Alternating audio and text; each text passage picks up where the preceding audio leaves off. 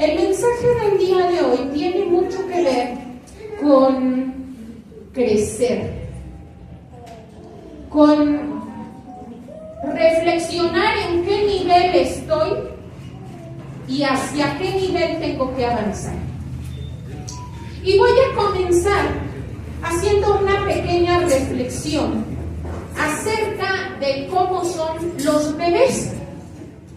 Hermanas, ¿cómo son los bebés cuando nacen? Les voy a decir, son unas criaturitas preciosas y bellas, pero muy egoístas. Son unos seres humanos que solo piensan en ellos mismos, que creen que todo el mundo gira a su alrededor y que creen que todo lo que hay alrededor, incluyendo a papá y a mamá, le pertenecen a él. ¿Sí o no? Así son los bebés. Son súper celosos de mi mamá, mi papá. ¿Sí o no? Con el tiempo van aprendiendo a prestar juguetes y eso, pero al principio es así de mío, ¿no? ¿Cómo son los bebés? Son egoístas. Obviamente son personitas inmaduras, ¿verdad? Que les falta mucho por crecer, por aprender. Son personitas que todo lo quieren solucionar a gritos, ¿sí o no? Necesito que le cambien el pañal. ¡Ah! ¿Tiene hambre? ¡Ah! ¿Tiene frío? ¡Ah! Y todo lo solucionan ¿cómo? Reclamando, ¿sí o no? Y muchas veces hasta haciendo berrinche. Y son personitas que, como no entienden todo lo que sucede a su alrededor, no les importa las necesidades de los demás ni la situación que se esté atravesando. Ellos quieren lo que necesitan o se les antoja en el momento que quieren o empiezan a llorar. No les importa si son las 3 de la mañana y la mamá no ha dormido. No les importa si el papá tiene que ir a trabajar temprano, porque ellos desconocen todo eso, ¿no es así? Ellos solo piensan en que ellos necesitan eso. Ahora, resulta que cuando una persona se convierte en hijo de Dios, cuando nace espiritualmente, es así. Es un bebé espiritual. ¿Y cómo creen que son los bebés espirituales? Iguales a los bebés de carne. Egoístas, berrinchudos, yo podría decir hasta carnales, ¿no? Siguen pensando mucho en cosas de la carne, no son tan espirituales los recién convertidos. Son desesperados. Le piden algo a Dios y lo quieren ya. Igual que un bebé. No es así de Dios, ¿por qué no me contestas? Tranquilo, hijo, cuando sea el tiempo te lo voy a dar. ¡Lo necesito ahorita! Y así son los bebés espirituales. Para lo único que buscan a Dios muchas veces es para pedirle cosas o para reclamarle lo que Dios no les ha dado. Pero a veces no son tan espirituales como para nada más buscar a Dios para adorarle. Hay algunos que sí, no quiero generalizar, hay algunos que sí. Hay algunos que en cuanto se convierten, lo único que quieren es adorar a Dios y en qué puedo servir y qué puedo hacer por Dios, porque Jesucristo derramó toda su sangre por mí en la cruz. Estoy consciente de que me acaba de salvar de irme al infierno y lo único que quiero hacer es agradar a Dios, buscar hacer lo que a Dios le agrada. Hay algunos, pero le voy a decir algo, son pocos. La mayoría solo buscan a Dios porque, no, pues yo vine aquí a la iglesia para que Dios me sane. No, yo aquí a la iglesia para que mi marido ya no me pegue. Yo vine aquí a la iglesia para que Dios me dé un trabajo, para que Dios me dé la casa que yo quiero, el carro que yo quiero, para que a todos los que me maldigan les vaya mal y a mí me bendiga. ¿No? Les voy a decir algo. Todo eso demuestra que somos cristianos inmaduros. Todo ese tipo de actitudes, de pensamientos y de búsquedas y de propósitos son cuestiones egoístas, son cuestiones carnales que demuestran que nos falta mucho por crecer espiritualmente. Demuestran que somos inmaduros. No estoy diciendo, ay hermano, eres de lo peor, te vas a ir al infierno. No estoy diciendo eso. Solo estoy diciendo que nos falta mucho por crecer. Si lo único que hacemos es estar juzgando todo superficialmente y en lo último que pensamos, insisto, es en bendecir y en servir al prójimo, nos falta mucho por crecer, mucho por madurar. Dios a través de su palabra expresa que sus hijos primeramente debemos crecer espiritualmente y madurar. Pero además que conforme va pasando el tiempo debemos parecernos más a Él. Al igual que un bebé. ¿Qué pasa? Conforme va pasando el tiempo, el bebé, conforme más tiempo pasa con sus padres o con sus familiares cercanos, el bebé va aprendiendo, ¿verdad? Va aprendiendo a hablar, va aprendiendo a comer, a caminar. Pero ¿qué cree? Que también va aprendiendo cómo hace las cosas papá. Si papá siempre llega y pone un lápiz de este lado y una libreta de este lado, usted puede observar a los niños chiquitos que ellos van a agarrar un lápiz y lo van a poner de este lado y el libro igual que lo hace papá, igual que lo hace mamá. Ellos imitan todo lo que hacen los adultos que están a su alrededor. Imitan todo. Imitan las muecas, imitan las palabras, imitan las reacciones. Si el niño observa que los papás o los adultos, cada que pasa algo, reaccionan de una manera, el niño aprende esa forma de reaccionar y dice, cada que pase algo yo tengo que ponerme así. Y aprende eso el bebé. De la misma forma, Dios espera que quienes nos convertimos en hijos de Dios, conforme va pasando el tiempo y mientras más tiempo conocemos a Dios y mientras más tiempo pasamos tiempo con Él, que vayamos aprendiendo cada vez más cómo es Él, cómo es que Él quiere que reaccionemos, cómo es que Él quiere que hablemos. No puede ser que yo siga hablando de la misma manera como hablaba hace 10 años, hace 20 años o hace 30 años. Bueno, déjenme compartir. Yo acabo de cumplir 31 años de ser cristiana. Gracias a Dios. Cuando yo era recién convertida, yo dejé de decir absolutamente cualquier palabra grosera, cualquier maldición o algo, inmediatamente las dejé de decir. Pero aún así, yo tenía cosas que cambiar en mi carácter. Era muy enojona, era muy depresiva también. Y todas esas cositas, conforme fue pasando el tiempo y mi relación con Dios se fue haciendo más fuerte, son cosas que tuve que aprender. Dios me dijo, yo no te quiero así. Yo quiero que tú madures, que crezcas, que vayas dejando esas cosas.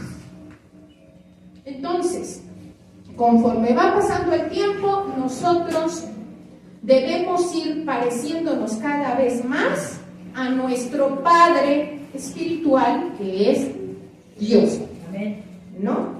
Ahora, el pastor Agustín comentó comentaba hace unos momentos algo muy importante. No todos los seres humanos son hijos de Dios. Son criaturas de Dios, es decir, fueron creados por Dios. Pero nada más eso, criatura. Tienes ciertas bendiciones de parte de Dios porque Dios cuida de toda su creación. Pero no tienes los privilegios que tiene un hijo. Solamente cuando una persona está dispuesta a reconocer que es un miserable pecador y que va derechito al infierno, y cuando está dispuesta a renunciar a toda su forma de vivir y pedirle a Jesucristo: Señor, quiero que tú con tu sangre limpies mis pecados, quiero que mi vida cambie totalmente, quiero vivir conforme a tu voluntad, quiero que tú seas de veras el Señor de mi vida y mi único Salvador. Cuando hacen eso y entonces aceptan a Dios como Padre y Dios los adopta como hijos, hasta ese momento se convierten en hijos. Ahora, ¿qué sucede cuando usted hace este pacto con Dios de: Señor, de ahora en adelante yo voy a seguir tu voluntad, tus pasos, y tú vas a ser mi Padre, y voy a buscar con todas mis fuerzas hacer tu voluntad? Adentro de nosotros viene a vivir el Espíritu de Dios, el Espíritu Santo, ¿sí? El Espíritu Santo entra, y a partir de ese momento Él habita dentro de usted.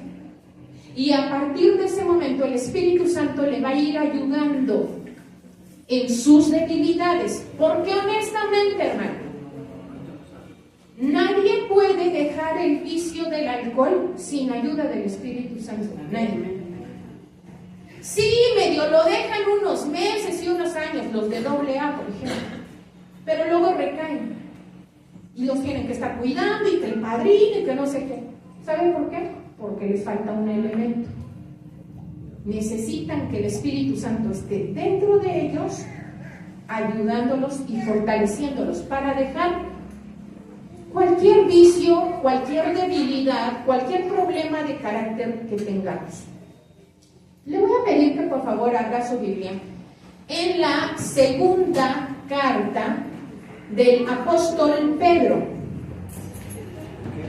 Segunda carta del apóstol Pedro. Está casi al final de la Biblia, un poquito antes de Apocalipsis. Y voy a leer el capítulo 1. Y ahí vamos a estar meditando durante todo el mensaje, ¿sí? Pero antes de que leamos el texto, quiero continuar con la reflexión que estábamos haciendo acerca de cuando una persona se convierte en hijo de Dios. ¿Cuál es el primer elemento?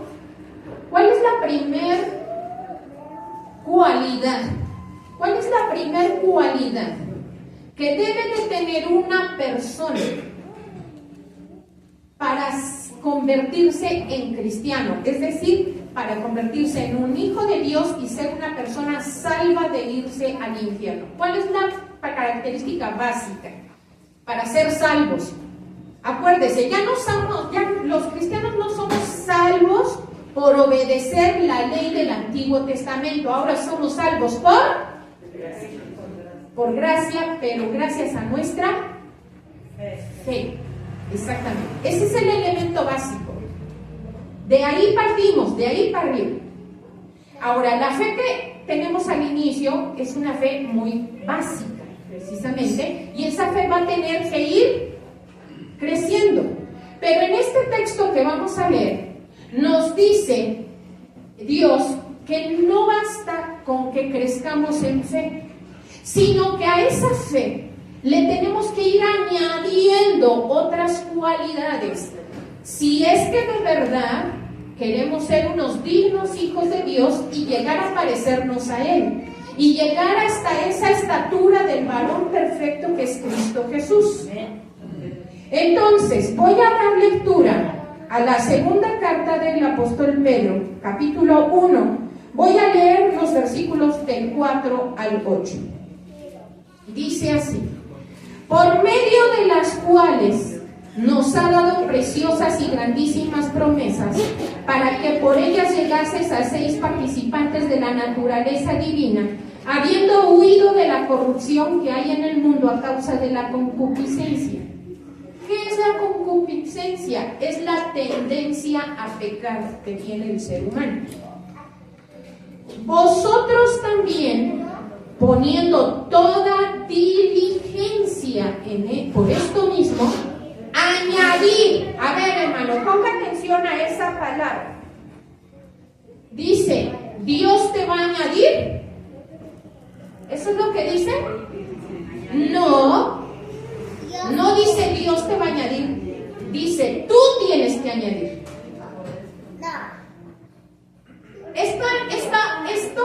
Esto no lo va a hacer Dios por nosotros. ¿Lo tenemos que hacer? Dice el apóstol Pedro a los destinatarios de esta carta, es decir, a los creyentes, a la iglesia de Dios. Dice, ustedes tienen que añadir a su fe, dice, añadir a vuestra fe, ¿qué cosa? Virtud. A la virtud, conocimiento. Al conocimiento, dominio propio. Al dominio propio, paciencia. A la paciencia, piedad. A la piedad, afecto fraternal. Y al afecto fraternal, amor. Amor es la cualidad máxima. Cuando un cristiano refleja con su vida, con sus actos, la última cualidad, que es el amor, ese es un cristiano maduro, hermano. Pero ahorita vamos a llegar hasta allá. Porque si estas cosas están en vosotros, es decir, si ustedes tienen todas estas cualidades ya desarrolladas y visibles en su carácter, entonces dice aquí, si estas cosas están en vosotros y abundan, no os dejarán estar ociosos ni como sin fruto, hermano. Grábense esa palabra también, sin fruto. ¿En cuanto a qué? ¿El conocimiento de quién? Ok. No el conocimiento de las matemáticas, no el conocimiento de la astronomía, la biología o cualquier otra ciencia. El conocimiento de Dios, el conocimiento de nuestro Salvador y Redentor, que es Jesucristo. La tarea de todo cristiano durante toda nuestra vida cristiana es conocer cada vez más de Cristo para parecernos cada vez más a Él. Esa es una de las tareas. ¿Cuál es la gran comisión? Compartir el Evangelio. Es esa parte, ¿sí? No quiero hacer a un lado la gran comisión, que esa la tenemos todos. Pero bueno, entonces, como leímos aquí en el versículo 5, la primera virtud, que ya la mencioné, es la fe, ¿verdad? Ahora, hay distintos tipos de fe. Por ejemplo, yo puedo dar fe de que algo pasó, es como dar un testimonio. O yo puedo ser seguidor de la fe cristiana, ahí estoy hablando de una doctrina. Pero la fe que se menciona aquí, hermanos, no es ninguna de esas. Y el pastor Agustín también comentaba algo hace un momento. Y el texto que comentó está en Santiago 2:19. No la busque, quédese ahí en el texto que le dije de la segunda carta de Pedro. Pero en Santiago 2:19 dice, ¿tú crees en Dios? Bien, haces muy bien. Dice, pero también los demonios creen y tiemblan. Cuando ven a Jesucristo, los demonios temblaban y corrían. Y no por eso se van a ir al cielo. Creer en Jesucristo y reconocer quién es Jesucristo no te hace salvo, ni te hace hijo de Dios. No basta con creer en Dios, no basta con creer en Jesucristo. Entonces, ¿en qué es lo que tengo que tener fe? En la obra de Jesucristo y en la palabra de Jesucristo. Es decir, yo creo que Jesucristo murió en la cruz para pagar por mis pecados y creo que por esa obra yo puedo llegar a ser salvo. Si tienes esa fe, eso sí te hace salvo. Yo tengo fe en que si Dios me dice, te voy a sanar, Dios me va a sanar. Ese tipo de fe es de la que estamos hablando. ¿Sí? Yo tengo fe, porque ¿qué es la fe, hermano? Fe es tener la seguridad de algo que no podemos ver con nuestros ojos físicos. Lo dice en Hebreos 11:1, la fe es la certeza de lo que se espera, la convicción de lo que no se ve. Fe es tener la seguridad de que aunque algo no lo estoy viendo, va a pasar. Le voy a decir algo, yo tengo fe en que si yo me muero en este instante, me voy derechito al cielo. Y no me consta, porque nunca he visto a Jesús así y en el cielo y es así, y a mí no me consta que de verdad la sangre que Él derramó me va a limpiar de mis pecados y por eso no me voy a ir al infierno. ¿O a usted le consta? Pues le debería de constar, en la palabra dice las pruebas, pero esa es otra predicación. Pero el asunto es, necesitamos fe para creer en esa obra y en las promesas de Dios. Ese es el tipo de fe de la que habla este texto, ¿sí? Y hay algunos textos, por ejemplo, los voy a leer rápidamente. Dice Efesios 2:8, porque por gracia sois salvos por medio de la fe. Y esto no de vosotros, pues es don de Dios, no por obras para que nadie se gloríe. Es decir, yo ya no me voy a ir al cielo porque me porto bien, porque soy bien buena persona, porque diezmo, ofrendo, sirvo en la iglesia y soy el primero en llegar. Esas son obras muertas. No somos salvos por eso. Ay, hermano, entonces ¿para qué vengo a servir? Entonces ¿para qué cantas? Entonces ¿para qué diezmas? Entonces ¿para qué ya no miento, ya no robo, ya no fornico, ya no me drogo? ¿Para qué entonces? Por gratitud y amor a Dios. ¿Cómo le vas a mostrar tu gratitud a aquel que murió en una cruz y derramó toda su sangre por ti para salvarte del infierno? Haciendo lo que a Él le agrada. Pero son obras que se hacen por amor y gratitud, no para ganarse el cielo. Dice en la primera carta a los Corintios 2:5, para que vuestra fe no esté fundada en la sabiduría de los hombres, sino en el poder de Dios. Y en la segunda carta a los Corintios 5:7 dice, porque por fe andamos, no por vista. Y luego en la segunda carta a los Corintios 13:5 dice, examinaos a vosotros mismos si estáis en la fe. Y este texto es el con el que yo quiero cerrar esta virtud, porque eso es lo que debemos hacer todos nosotros el día de hoy.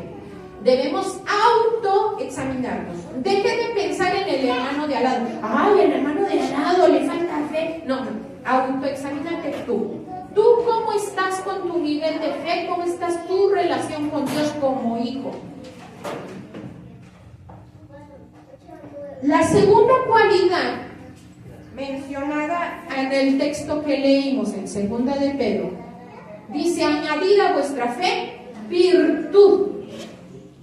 ¿Qué significa esta palabra virtud? Virtud, según el diccionario, es una cualidad de excelencia o es una habilidad sobresaliente. Por ejemplo, alguien es muy virtuoso en la música, ¿no? Quiere decir que hace algo con mucha excelencia. Pero saliéndonos un poco de eso, bíblicamente cuando se habla de virtud, está hablando de básicamente de unas cualidades que son integridad, fidelidad y honestidad. Una persona que vive de una manera íntegra, es decir, que no es un hipócrita, que no viene y pone su cara de santo aquí y allá afuera se anda haciendo maldades, o diciendo groserías, o robando, o haciendo cosas deshonestas. Porque pues, al fin que allá afuera nadie sabe que soy cristiano de la secreta, ¿no? Entonces esa no es una persona íntegra. Una persona íntegra es la que es la misma aquí que allá afuera, la que sus hijos y su esposa pueden dar testimonio de que como es aquí, es en su casa. Y de la misma forma es en su trabajo, y de la misma forma es en el transporte público. Eso es ser íntegro. Soy el mismo. Íntegro, ¿sabe de qué viene? Usted seguramente sabe lo que es el pan integral. ¿Por qué el pan integral es integral? Porque es de grano entero. Porque no está desmenuzado en pedacitos. Porque no tiene una carita por aquí, otra carita por acá y otro pedacito por allá. Es entero. De la palabra entero es de donde viene íntegro. Una persona que tiene entereza, y te les digo, es de una pieza. Entonces, y es una persona que es fiel a qué, a lo que cree. ¿Y en qué creemos, hermano? En la palabra de Dios. Entonces, si usted dice que es cristiano, usted debe ser fiel a las cosas que enseña Dios, que enseña Jesucristo. Y debe ser fiel a eso en toda su manera de vivir. En la carta del apóstol Pablo a Tito, capítulo 2, versículo 7, dice: presentándote tú en todo como ejemplo de buenas obras. Eso es ser una persona virtuosa. Y dice, en la enseñanza mostrando integridad.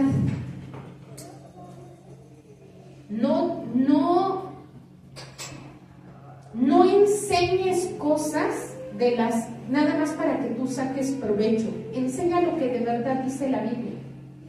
No enseñes lo que a ti te conviene. Enseña lo que Dios dice de verdad. Eso es ser íntegro en la enseñanza. Tener seriedad. Y en Apocalipsis 2:10 dice: no temas en nada lo que vas a padecer. He aquí el diablo echará a alguno de ustedes en la cárcel para que seáis probados, y tendréis tribulación por 10 días. Pero aquí viene lo bueno, dice: tú sé fiel hasta la muerte. Eso es ser íntegro, eso es ser virtuoso.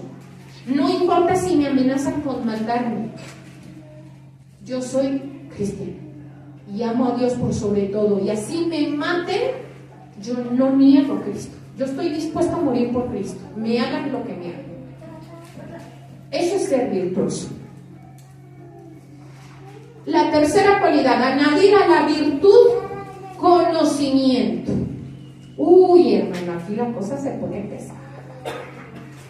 Porque al 80% de los cristianos evangélicos menosprecian la lectura de la Biblia. Es una vergüenza. Los bautistas, los metodistas, los presbiterianos nos tienen como los burros, como los más ignorantes de la palabra de Dios, a los evangélicos. Porque el 80% de los cristianos no han leído la Biblia completa más de 2 veces. Y estoy yéndome alto, porque conozco a mucha gente que tienen 10, 15, 20 años de ser hijos de Dios y no han leído la Biblia completa ni una sola vez.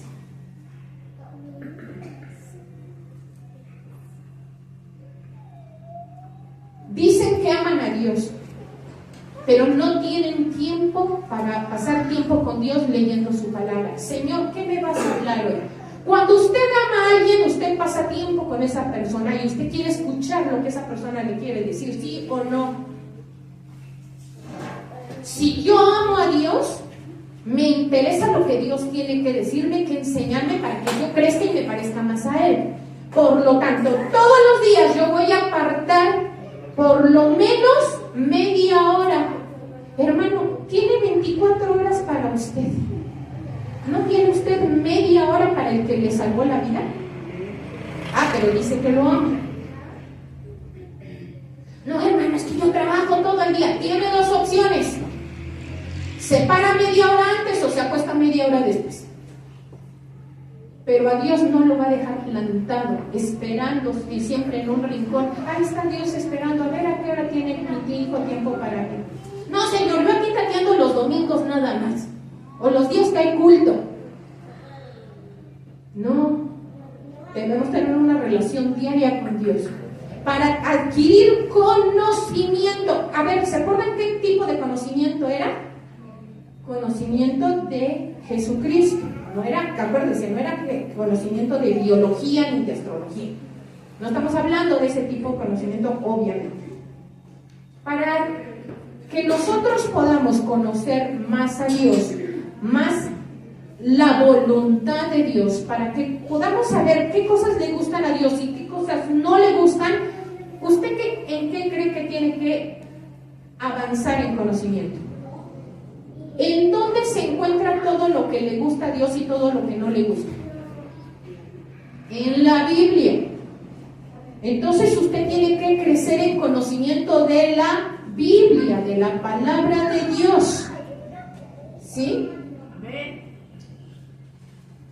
Dice en Romanos 10:17 que la fe viene por el oír y el oír la palabra de Dios. ¿Cómo quiere usted crecer en fe? ¿Cómo quiere usted que su fe sea fuerte si nunca lee la palabra de Dios? Y es la palabra de Dios la que hace que nuestra fe sea fuerte como una roca.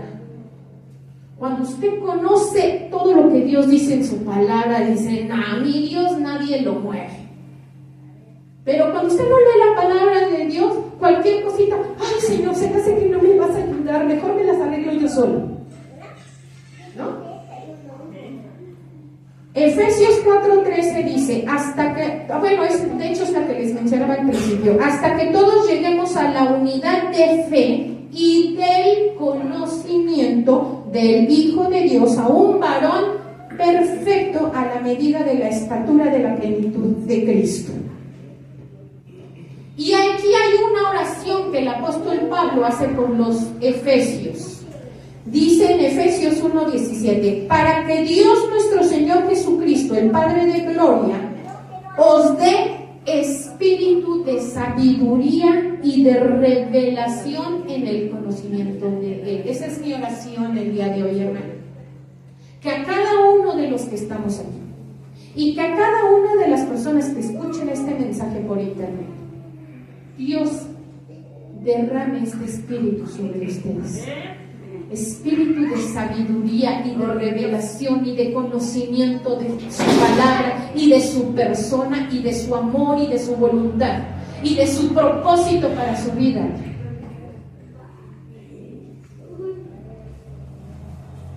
Dice en la segunda carta de Pedro 3:18, antes bien creced en la gracia y el conocimiento de nuestro Señor Jesucristo, a Él sea la gloria ahora y hasta el día de la eternidad. Amén. Ahora, voy a hacer una pequeña pausa antes de continuar con las demás virtudes y voy a aplicar estas virtudes que ya hablé y varias de las que leímos en uno de los personajes de la Biblia. Y vamos a hablar de Daniel. Seguramente usted conoce al profeta Daniel. Daniel fue un muchacho que era príncipe en el reino de Judá, era parte de la familia real y fue llevado cautivo a Babilonia por el rey Nabucodonosor y fue apartado porque fue un muchacho, al igual que sus tres compañeros, que no se sabe si eran sus parientes o nada más sus amigos, posiblemente eran sus parientes, Sadrach, Mesach y Abednego, son apartados porque dice en Daniel 1:4 que el rey Nabucodonosor le dice a su siervo, al que estaba encargado de cuidar a todos los esclavos, le dice: quiero que me escojas muchachos en quienes no haya tacha alguna. O sea, que estén sanos, de buen parecer, que sean guapos, enseñados en toda sabiduría. ¿Ve? O sea, si Daniel y sus compañeros fueron elegidos fue porque ellos eran muchachos muy inteligentes y sobresalientes. Por eso fueron elegidos. Entonces aquí vemos que en Daniel sí se podía apreciar claramente que él era un muchacho que había crecido en conocimiento. Pero además dice aquí que sean sabios en ciencia, de buen entendimiento, idóneos para estar en el palacio del rey, y que les enseñase las letras y la lengua de los caldeos. También podemos ver, no lo voy a leer ahorita porque si no este mensaje se va a volver de 3 o 4 horas, pero usted lo puede leer en su casa. Daniel capítulo 2 habla sobre cuando el rey Nabucodonosor tiene un sueño. Sí se sabe usted seguramente esa historia porque hasta los niños se la saben.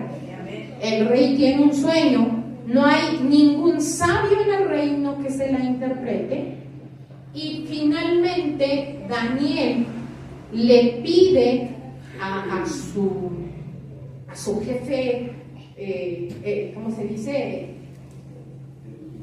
Inmediato, a su jefe inmediato, le dice: dame un tiempo para orar y pedirle a Dios la revelación, y no mates a todos los sabios porque yo les voy a dar la revelación. ¿Sabe de qué habla eso? Nuevamente, de que Daniel era un hombre con mucha sabiduría y al cual Dios le había dado un don especial que era interpretar visiones y sueños. ¿Y sabe usted por qué Dios le había dado ese don? Dice al final del capítulo 1 de Daniel que fue debido a que cuando precisamente Daniel y sus compañeros son elegidos y el rey da la orden de que les den de comer de los manjares del rey, pero ¿qué cree? Que esos manjares del rey era comida contaminada y ofrecida a los dioses paganos. Entonces Daniel, dice la Biblia, que él no se quiso contaminar, sino que él le pidió a su jefe: oye, por favor, no me des a comer eso, por favor, dame puras verduras y agua. ¿Saben cómo se llama eso, hermano? Se llama integridad.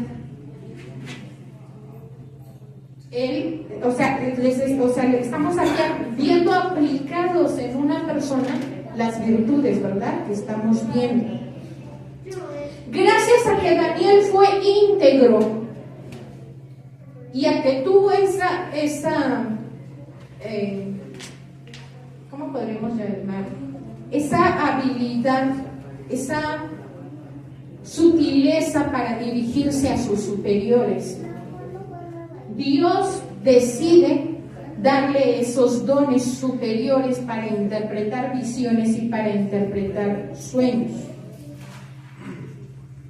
También podemos ver reflejados en Daniel la paciencia. Le voy a decir por qué. Cuando Daniel fue llevado cautivo, siendo él un príncipe, él tenía aproximadamente entre 12 y 15 años. Y el gobernante que reinaba sobre todo el imperio babilónico era Nabucodonosor. Terminó el reinado de Nabucodonosor y sube su hijo Belsasar. Terminó el reinado de Belsasar porque llegan y toman el reino los persas y queda a cargo un oficial del rey Ciro, que era Darío el persa. Todo el reinado de Darío, todo el reinado de Ciro, pasan 4 reinos, hermano, 4. ¿Sabe cuántos años transcurrió? 70 años. para cuando está reinando el rey Darío. ¿Se acuerdan de la historia de cuando Daniel es arrojado al foso de los leones? Daniel ya es un anciano de casi 90 años en ese momento. Díganme si eso no le habla de una persona paciente.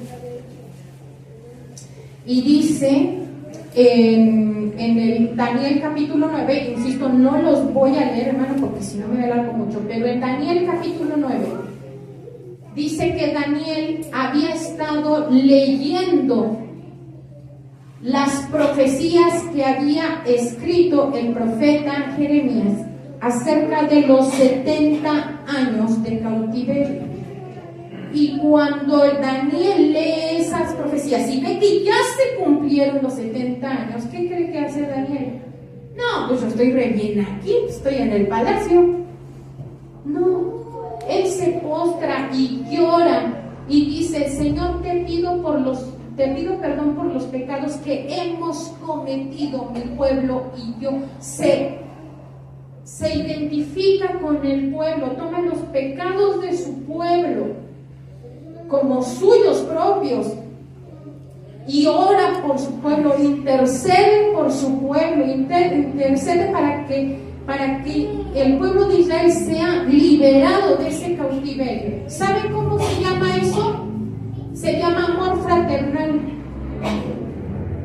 Fue otra de las virtudes que ahorita adelantito las vamos a ver, pero es que si me estoy regrese, vamos a perder más tiempo. Por eso de una vez les cuento toda la historia.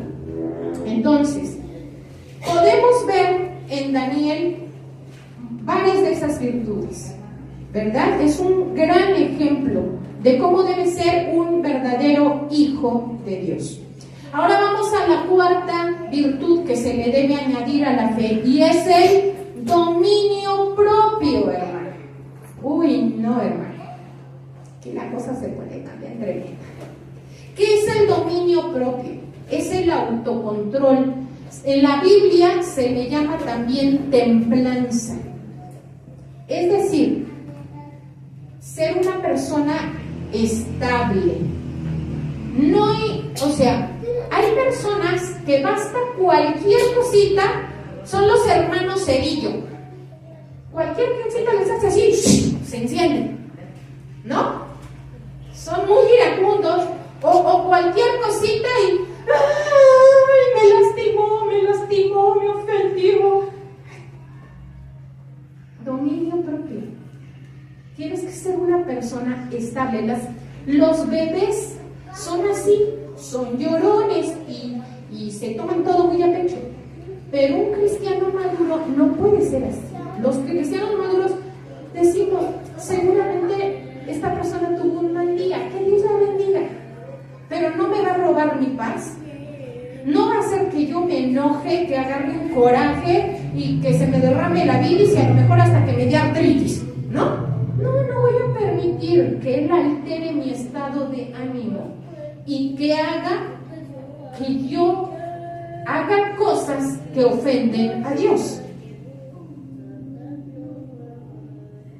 Eso es tener dominio propio, dominarse a sí mismo, decir: no, en mi vida manda el Espíritu Santo, no mandan las personas. Si una persona viene y me dice de groserías, es problema de esa persona. Yo permanezco estable. Si una persona me ofende o no me saluda, yo permanezco estable. Digo: venía distraída, seguramente ni me vio, pero no voy a andar con que ya no me quiere, ni soy feo. Dominio propio, estabilidad, equilibrio, madurez. Y un gran ejemplo de una persona con dominio propio fue José, el hijo de Jacob, que, como ustedes saben, fue llevado como esclavo a Egipto. Trabajó como esclavo en la casa del capitán de la guardia del faraón, que era el señor Potifar. Todo esto está por ahí por Génesis capítulo 39. y la esposa de su jefe se obsesiona con seducirlo. Pero José ejerce ahí varias virtudes. Número 1, virtud, porque fue íntegro. Dijo, no, o sea, yo no le puedo fallar ni a Dios ni a mi jefe. Y rechazó esa seducción. Y además ejerció el dominio propio, porque esta mujer no solo le habló, se despojó de su ropa y lo tocó, lo abrazó. Y eso todos los hombres saben que es muy fuerte. No es lo mismo que alguien te diga adiós guapo a que alguien sin ropa te abrace. No es lo mismo. Y sin embargo José prefirió despojarse de su ropa y salir corriendo antes que caer en esa tentación, en esa seducción. Eso es tener dominio propio. Que cuando alguien venga y nos quiera tentar, ándale, échate una copa conmigo. No, gracias. Tener dominio propio. Que cuando hay un cigarrito, oye, vámonos ahí, ¿te acuerdas la que era tu exnovia? Dominio propio. Que cuando la secretaria les ande coqueteando, dominio propio. Que cuando alguien los haga enojar, dominio propio. Siguiente virtud: paciencia. Ay, hermano, aquí muchos se meten, muchos solitos se amarran la soga al cuello, porque hay infinidad de personas diciéndole, Señor, dame paciencia, ¿sí o no? Y Dios dice, bueno, ¿sabe qué manda Dios cuando le pide paciencia? Tribulación, problemas, aflicciones. Porque la única manera de desarrollar la paciencia es pasando por cosas difíciles. Dice, ¿quieres crecer, mijo? Me da gusto. Bien, eres un valiente. Te voy a mandar un problemita por ahí para que desarrolles y ejerzas la paciencia.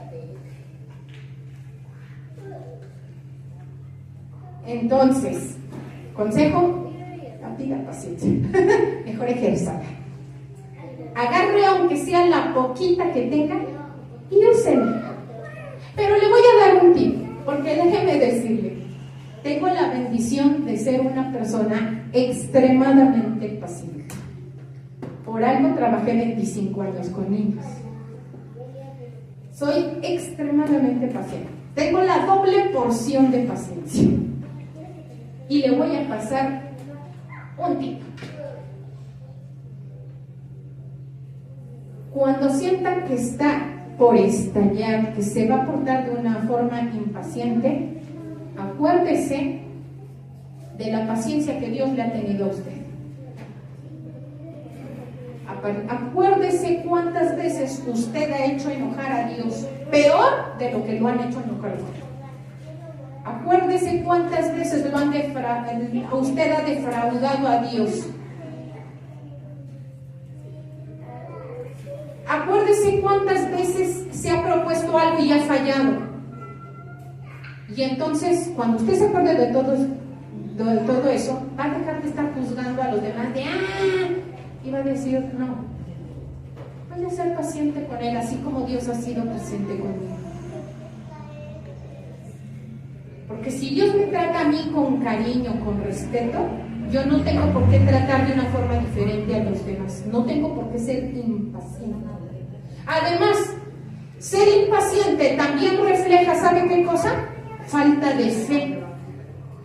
Cuando yo no tengo fe en que, por ejemplo, Dios me va a dar una promesa, entonces me pongo impaciente de, ¡ay, ya, Señor! Ya me la vas a dar, ya. No, paciente. En el tiempo perfecto Dios te lo va a dar. Le voy a dar un testimonio personal. Yo tengo 3 años con un dolor permanente en la parte de abajo de la columna y abajo de la cadera. Tengo 3 malformaciones en mi columna y en mi cadera. 3. De 5 que existen, yo tengo 3. Dolor permanente, hermano. No importa si estoy de pie, sentada, caminando o acostada. Dolor permanente por 3 años. Pero ¿sabe qué? Desde el segundo mes, Dios me dijo, si tú me crees, yo te voy a sanar. Y como ya le dije, yo soy extremadamente paciente. Así que ya pasaron 3 años y yo sigo diciéndole a Dios, yo sé que en el momento perfecto tú te vas a glorificar en mi cuerpo y me vas a sanar. Y no tengo prisa. No tengo prisa. En el momento perfecto Dios lo va a hacer. Eso es ser paciente. No es de, ya Señor, ya sáname, no inventes. Llevo 3 años así, no me puedo ni sentar, no puedo. No. Señor, tú tienes un plan perfecto. Yo sé que tú me amas y si estás permitiendo esto es por mi bien y para que yo pueda bendecir a otros. Y porque el testimonio que tú vas a hacer conmigo, Señor, va a ser glorioso. Entonces, aquí está mi cuerpo te pertenece, todo lo que quieras conmigo. Yo aquí sentadita esperando tu gloria. Eso es ser paciente. Demuestras fe en las promesas de Dios. Siguiente cualidad, piedad. La piedad es caridad, misericordia, bondad, hacer el bien. En la primera carta que le escribió el apóstol Pablo a Timoteo, capítulo 4, versículos 7 y 8, el apóstol Pablo le dice a Timoteo, desecha las fábulas profanas y de viejas. No, bueno, que conste que lo dice la Biblia, no lo dije yo.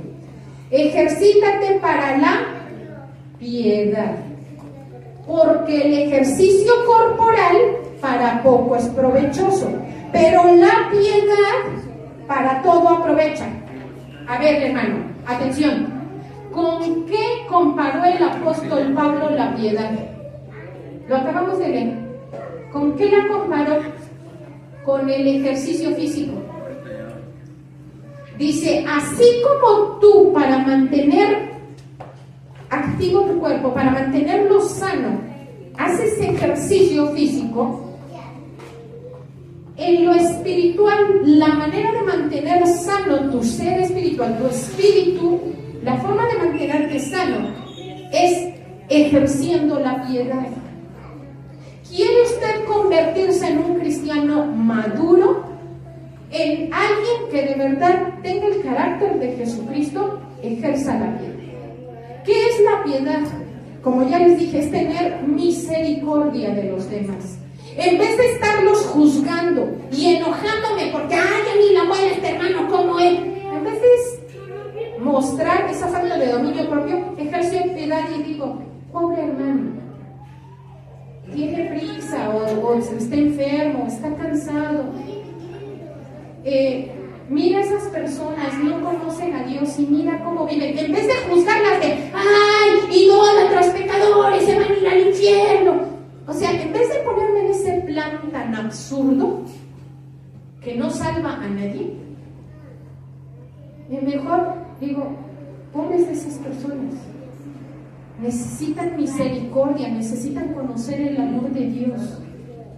Necesito yo ser más empática y entender cuál es la situación de las personas y mostrarles piedad. Oye, ¿sabes qué? No, eres una muy mala persona. Te mereces lo peor. Pero como soy cristiano y soy piadoso, en vez de darte el mal que mereces, te voy a dar el bien. Así como dijo Jesús. Pagar el mal con el bien. Y al que te hiera en una mejilla, ponle la otra. Y al que te pide ir con una milla, ve con el 2. Eso es tener piedad. O sea, ¿quieres esto? Sí, ten. Si yo tengo algo que darte, ten. Ven. ¿Saben por qué? Porque sé que todo lo que tengo viene de Dios y que Dios a mí me va a dar más. No tengo problema. Yo no me voy a quedar pobre por ayudar a alguien que es más pobre que yo, porque yo no soy rica, hermano, aquí entre nos. Pero eso es tener piedad. Aunque alguien no se lo merezca, ¿sabes qué? Mira ya, ten. Oye, ¿por qué hiciste eso? Porque eso es lo que Jesucristo hubiera hecho. ¿Sí? Ahora, vámonos al la siguiente virtud, afecto fraternal. Ya lo mencioné ahorita un poquito con el ejemplo de Daniel. De hecho, también en José, ¿se acuerdan que les conté la historia de José? También en José podemos ver el afecto fraternal. ¿Por qué? No sé si usted recuerda, al final del libro de Génesis, por ahí del capítulo 50 en Génesis, sucede que cuando ya están los hermanos y toda la familia de José viviendo en Egipto, y muere el papá, o sea, muere Jacob, llámese Israel. Cuando muere Israel, muere Jacob. ¿Saben cómo están los demás hijos de Jacob, los hermanos de José? Están temblando de miedo. ¿Saben por qué? Porque José es el gobernador de Egipto. Es el hombre más poderoso después del faraón. Y ellos lo habían echado a un pozo, lo habían desnudado y lo habían vendido como esclavo. Por culpa de ellos, José había tenido que trabajar como esclavo y había estado preso. ¿Estos hombres tenían de qué temer? Sí. José tenía motivos para hacerles la vida miserable a sus hermanos. Sí tenía motivos.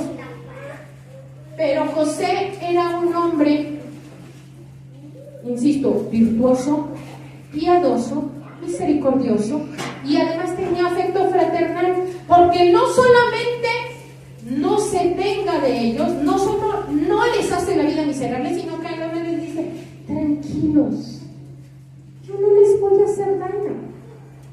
Aunque fueron ustedes los que me vendieron, la verdad es que todo era un plan de Dios, para que yo pudiera salvar a toda la familia y a todas estas naciones que están pasando por hambre. Entonces, yo ya sé que esto es plan de Dios, entonces en mi corazón no hay rencor para ustedes. ¿Y saben qué?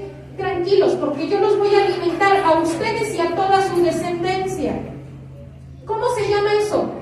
Piedad, misericordia, afecto fraternal. Afecto fraternal se define como hermandad, compasión y empatía. Es lo que dice en Romanos 12:10. ¿Qué dice en Romanos 12:10? Dice: amaos los unos a los otros con amor fraternal, prefiriéndoos los unos a los otros. Y en Romanos 14:19 dice: así que sigamos lo que contribuye a la paz y a la mutua edificación. Y en Filipenses 2, del 1 al 2 dice: por tanto, si hay alguna consolación en Cristo, si algún consuelo de amor, si alguna comunión del Espíritu, si algún afecto entrañable, si alguna misericordia, completad mi gozo sintiendo lo mismo. Esto es afecto fraternal, que todos como hermanos estemos unidos sintiendo lo mismo, teniendo el mismo amor, unánimes, sintiendo una misma cosa, dice aquí en Filipenses 1 y 2.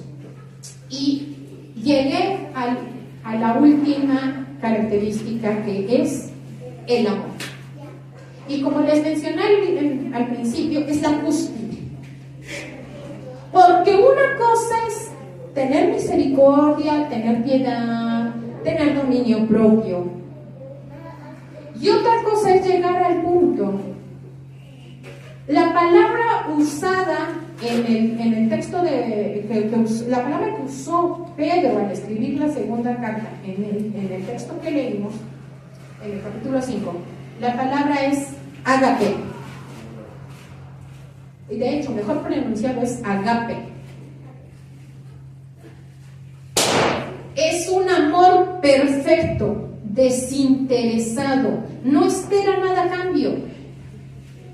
El ejemplo máximo y supremo de este amor obviamente fue el amor de Jesucristo por todos nosotros, porque Él sin pedirnos nada a cambio derramó toda su sangre en la cruz por amor a nosotros, por amor.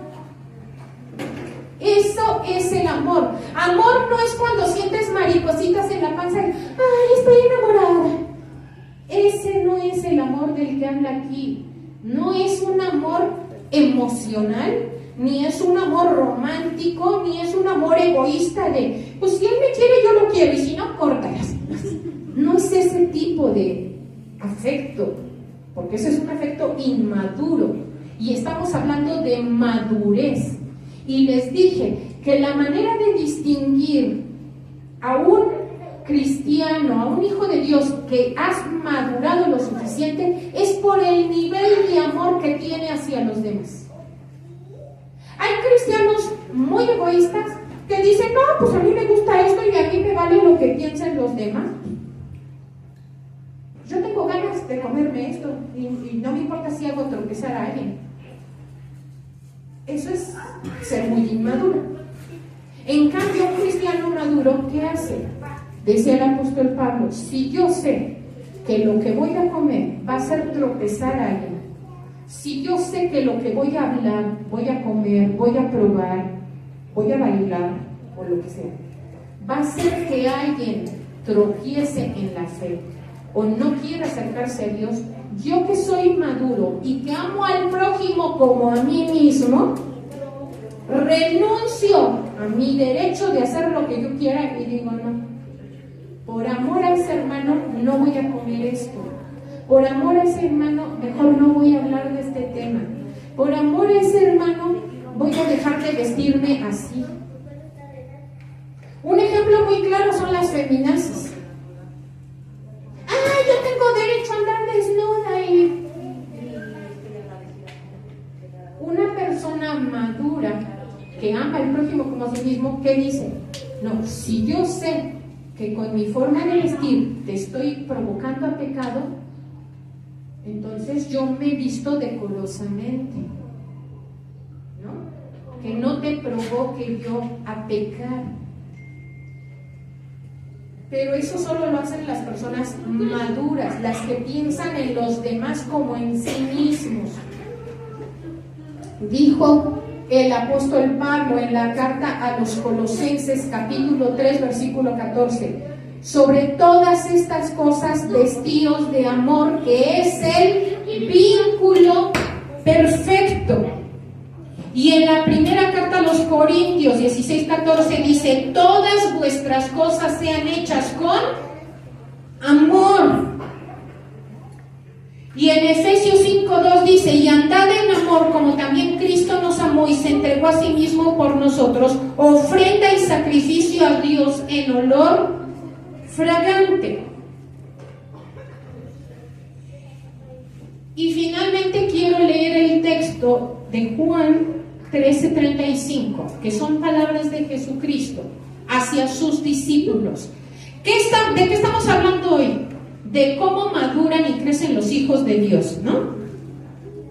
Jesucristo les dice a sus discípulos, en esto conocerá todas las personas que ustedes son mis discípulos, si tuviereis amor los unos por los otros. Si vienen personas que no son cristianas y entran a este lugar y nos encuentran peleando, nos encuentran murmurando unos de otros, ¿esa persona va a encontrar algo diferente a lo que ve allá afuera? No. Pero si al entrar aquí inmediatamente siente un ambiente diferente, siente que hay amor de los unos por los otros, que hay respeto, que todos se cuidan unos a otros, que yo oro por los problemas de la hermana y la hermana ora por los problemas de la otra hermana, que todos nos preocupamos unos por otros. ¿Y en qué te ayudo, hermano? ¿En qué más te puedo apoyar? Oye, voy a estar orando por ti. Oye, lamento mucho lo que te pasó. Mira, yo sé que caíste en pecado, pero yo voy a estar orando para que vuelvas. En vez de condenarlo de, ay, pecaste.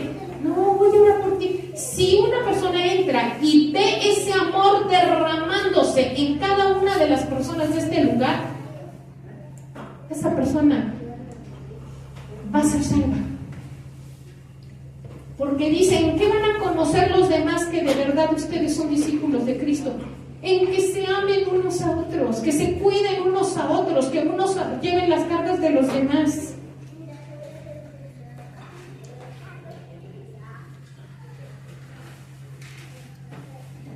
Antes de concluir el mensaje, quiero hacer una observación. ¿Cuántos de ustedes saben lo que dice Gálatas 5, 22 y 23? ¿Qué dice Gálatas 5, 22 y 23, hermano? Los frutos del Espíritu. Pero no son los frutos, es el fruto. El fruto del Espíritu es un solo fruto con 9 manifestaciones o 9 expresiones. Pero el fruto es uno solo. El fruto del Espíritu es amor, gozo, paz, paciencia, benignidad, bondad, fe, mansedumbre, templanza. ¿Haya usted alguna similitud entre esa lista y la que acabamos de leer? Se repiten la mayoría de las virtudes, de las cualidades, se repiten, excepto 3. Y quise, insisto, hacer esta observación antes de concluir con el mensaje, porque es una observación importante. Fíjense, la lista que leímos, que estuvimos estudiando en la segunda carta de Pedro, capítulo 5, no menciona 2 de las expresiones del fruto del Espíritu Santo, que son el gozo y la paz. Esas 2 no las menciona Pedro. ¿Por qué cree? Yo entiendo esto, hermano. Yo entiendo que si esas 2 virtudes, el gozo y la paz, bueno, no son virtudes, son expresiones del Espíritu Santo. Si esas 2 expresiones se encuentran en Gálatas 5, 22 y 23, pero no están en segunda de Pedro, es por... ¿Se acuerdan qué dice en segunda de Pedro? Ustedes tienen que añadir. Pero la lista de Gálatas no son cosas que nosotros tenemos que añadir, son cosas que el Espíritu Santo da fruto a través de nosotros. El gozo y la paz son cosas que el Espíritu Santo fluye de manera sobrenatural a través de nosotros. Usted puede estar pasando por una tribulación y usted tener gozo espiritual y venir y danzar para Dios, porque es algo sobrenatural. Usted puede estar pasando por el peor problema de su vida y usted tener paz y decir, Dios tiene el control. Esa es una paz sobrenatural. ¿Por qué? Porque es fruto del Espíritu Santo. Y hay una de las cualidades de la lista de segunda de Pedro que no está entre las expresiones del Espíritu Santo. ¿Sabe cuál es? El conocimiento. ¿Sabe qué significa eso? Significa que el Espíritu Santo no le va a dar a usted conocimiento de la palabra de Dios de forma sobrenatural. Porque hay muchos cristianos que eso creen. No, hermana, yo no leo la Biblia, a mí el Espíritu Santo me revela todo. No me digas. ¿Y en qué texto la Biblia dice eso?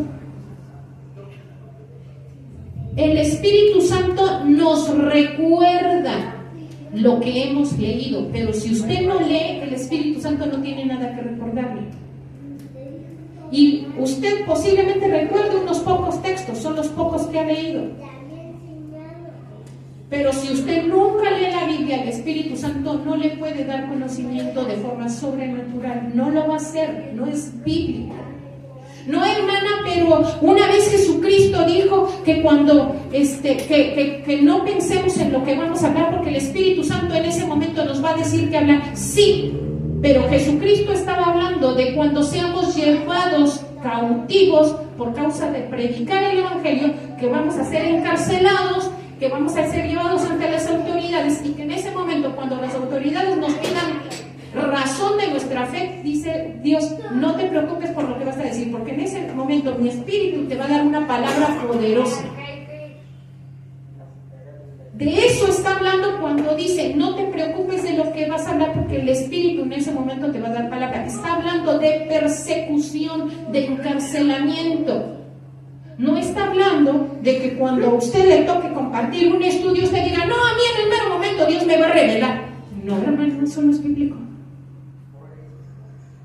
El conocimiento no es fruto del Espíritu Santo. Es una cosa que nosotros tenemos que añadir a nuestra fe. Y se añade por medio del esfuerzo diario de estar leyendo la palabra de Dios. Quise nada más hacer esa diferencia porque me pareció demasiado importante. Ahora le voy a pedir que para finalizar el mensaje todos abran Efesios capítulo 4, versículo 15, se ponga de pie en cuanto lo tenga y lo vamos a leer juntos. Efesios capítulo 4, versículo 15.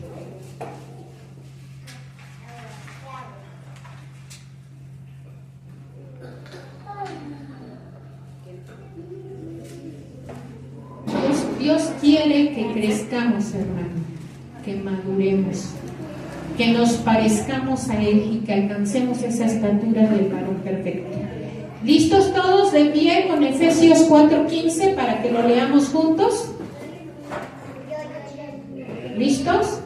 A la 1, a las 2, a las 3.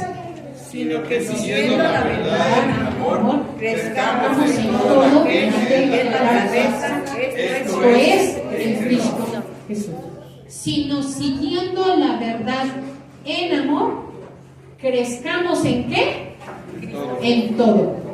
En aquel que es la cabeza, que es Cristo Jesús.